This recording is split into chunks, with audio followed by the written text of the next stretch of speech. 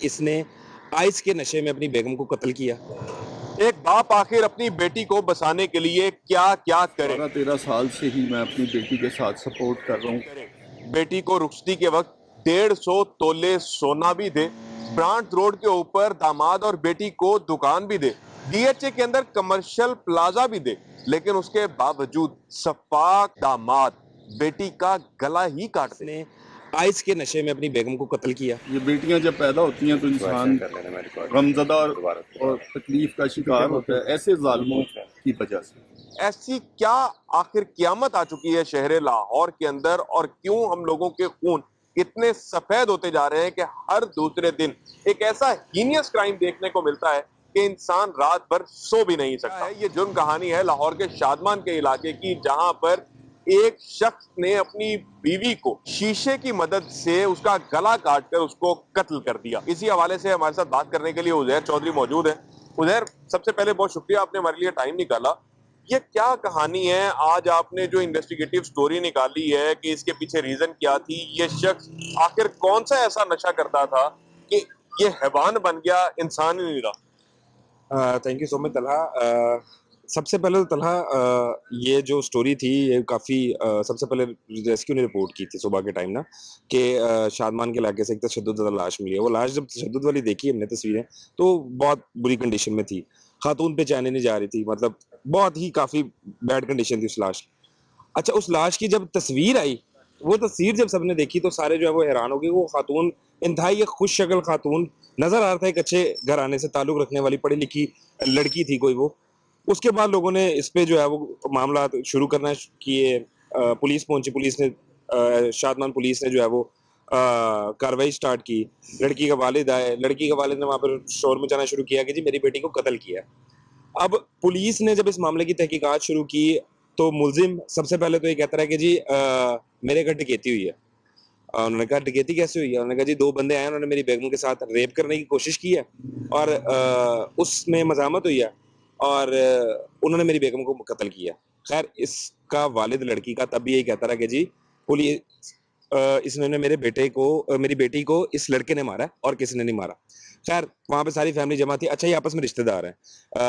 इसकी जो वालिद है ससुर मुलजिम का, महफूज जिनका नाम है, महफूज साहब की जो वो हैं बेगम, इन्होंने अपने साले के घर इसको दी हुई थी बेटी।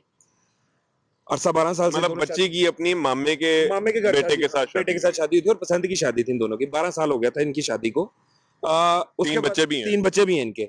सबसे बड़ा बच्चा जो है वो 7 साल का है गालबन इनका। उसने भी ये सब वकुआ देखा था।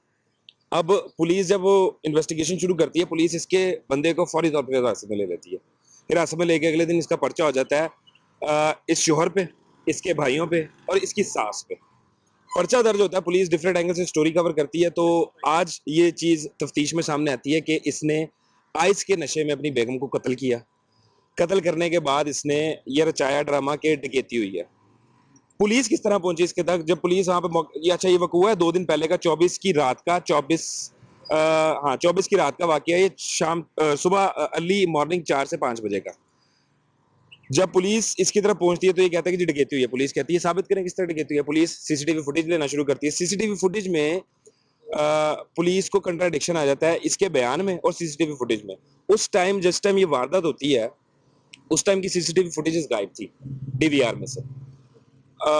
डीवीआर में से फुटेज गायब हुई। पुलिस ने फिर दोबारा लेफ्ट राइट की कैमरे चेक करना शुरू किए। पुलिस को पता लगा कि ये अगर डकैती होती तो ये सुबह 4-5 बजे कॉल करता। अगर चलो डकैती मान लेते हैं, डकैती हुई है, तो ये घर से बाहर क्या करने गया? घर से बाहर क्यों गया? घर से बाहर गया है, इट मीन्स कि कुछ ना कुछ गलती है, कहीं ना कोई मामला है। उसके बाद पुलिस दोबारा तफ्तीश शुरू करती है। उसमें फिर ये बयान सामने आता है। उस टाइम तो ये काफ़ी हाई था। इसने फिर पुलिस को बताया कि जी मैंने अपनी बेगम को खुद कत्ल किया। हमारा बेसिकली डिस्प्यूट स्टार्ट हुआ था एक गाड़ी से। एक गाड़ी मैं इसको कह रहा था बेचने, जो इसने नहीं बेची। उसके बाद मेरी इसकी लड़ाई हुई है। फिर मेरा बेटा है 7 साल का ऊपर कमरे में। वो जब आया तो मैंने उसको कहा बेटा आप नीचे जाके सो जाओ। उसके बाद हमारी दोबारा लड़ाई स्टार्ट हो गई है। सुबह के टाइम लड़ाई शदीद हुई है। तो पहले इसने आपस में हाथापाई भी हुए हैं। इसने उसको ग्लास मारा है। वो ग्लास के शीशे नीचे जब टुकड़े गिरे हैं, उसके बाद इसने उसको धक्का दिया। धक्का देने के बाद वो अनकॉन्शियस हुई है, वो नीचे गिरी है। इसने वही शीशे के जो टुकड़े थे वो इसकी गर्दन में मारे यहाँ पे रख के, और वो मर गई। नादरीन, एक कट नहीं मारा, तीन तीन कट मारे हैं उस बेचारी बच्ची को, और बड़े बेरहमाना तरीके से, बहुत ही बेरहम होकर इस संगदिल शख्स ने अपनी इस बीवी का कत्ल किया है। और बीवी भी किसका कत्ल किया कि जिसके बाप ने इस बंदे को फाइनेंशियली स्टेबल करने के लिए क्या कुछ नहीं किया। पहले जहेज में 150 तोले सोना भी दिया, ब्रांट रोड के ऊपर दुकान भी दी, फिर उसके बाद क्या नाम है अपना एक डीएचए के अंदर एक कमर्शियल प्लाजा भी दिया। फिर इसके बाद अभी भी जब इन लालचियों का पेट नहीं भर रहा था तो उसके बाद 3.5 करोड़ रुपए की इन्होंने डिमांड रखी बेसिकली इसके बच्ची के घर वालों के आगे। उसके अंदर से भी 1 करोड़ रुपया इसका वालिद जो है वो अभी इस तक पहुंचा चुका हुआ था।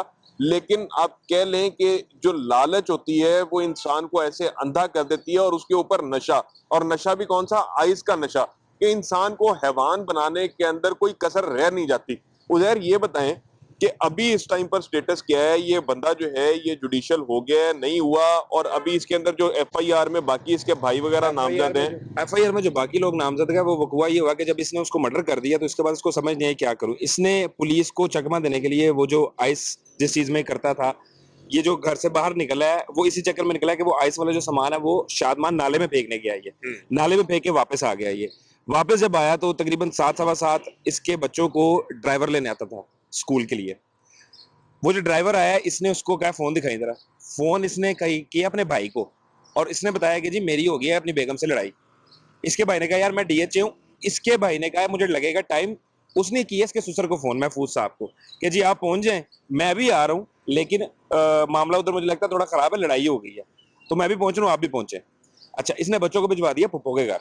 उस ड्राइवर को कहा, वो जो स्कूल छोड़ने आता था, कि आप इनको पप्पो के घर छोड़ दो और मेरी बात करवा दो मेरे भाई से। अच्छा, बात करवाई भाई से, भाई भी कहता मैं आ रहा हूँ। महफूज साहब जब पहुंचे हैं मौके पे तो वहां पे इन्होंने एक छोटी बच्ची रखी हुई थी 6-7 साल की, काम करने वाली। वो जो घरेलू मुलाजमा थी, महफूज साहब जब पहुंचे हैं तो घरेलू मुलाजमा ने पहले महफूज साहब को कहा कि जी इन्होंने बीबी को मार दिया। ये जब महफूज साहब ने सुना, महफूज साहब ने फौरन 15 पे कॉल कर दी। 15 पुलिस ने इसको पकड़ लिया। पहले तो ये पुलिस को ड्रामेबाजी करता रहा, उसके बाद जब पुलिस ने इसको पकड़ा है फिर इसने एतराफ किया कि जी मैंने उसको खुद कत्ल किया। और इसमें क्योंकि 7 वालों का कुरैशी मुझे नहीं लगता है 7 वालों टू सम एक्सटेंट कसूर होता भी है। जिनका बच्चा ऐसा हो ना उनको बता देना चाहिए कि जी हमारा बच्चा इस नहज में पहुंच चुका है नशे की, या तो आप उसको रिहैब दाखिल करवाएं या पुलिस को रिपोर्ट करें। लेकिन वो खैर आपस में लगे रहे थे क्योंकि रिश्तेदार है। तो अब स्टेटस ये है कि ये जुडिशियल नहीं हुआ। इसके जो बाकी भाई इसमें नामजद हैं उनका मेरा नहीं ख्याल कुछ होगा उनके साथ। मैक्सिमम भी वो अगर पुलिस चाहे अगले इनके जो मामला होते हैं तो वो शायद उसको मशवरे में या इस तरह की किसी चीज में रगड़ दें, लेकिन मुझे नहीं लगता ऐसा कुछ होगा। मेन एक्यूज इसमें बंदा ही है, उसने आइस की वजह से ही कत्ल किया और उसने इतराफ जुर्म भी कर लिया। अब इस रिसेंटली अगले 1-2 दिनों में इसको जुडिशियल करके अदालत में इसकी फिर सजा देंगे। बाकी जैसा कि अभी आपने उजैर की जुबानी ये सारी की सारी कहानी सुनी है, उजैर तो बड़ा पुरुमीद है कि इसको जुडिशियल कर दिया जाएगा, लेकिन मेरी छठी इस कह रही है कि इस बंदे ने बचना नहीं है। पंजाब के अंदर जैसे सीसीडी एक्टिव हुई है, मेरा ख्याल है इसके कुछ दोस्त इसको छुड़वाने के लिए आएंगे जब इसको मुंतकिल किया जा रहा होगा, और ये बंदा भी जो है वो पार कर दिया जाएगा। खैर, इसको पार करना ठीक होगा या नहीं ठीक होगा इसके ऊपर मैं कोई भी मोरल डिसीजन नहीं दूंगा। ये अवाम ही जो है वो नीचे कमेंट्स के अंदर बताएगी कि क्या सीसीडी को इस बंदे को फुल फ्राई करना चाहिए या नहीं करना चाहिए। इसी के साथ ही अपने मेजबान तलहा सईद कुरैशी को दीजिए इजाजत। अल्लाह निगहबान।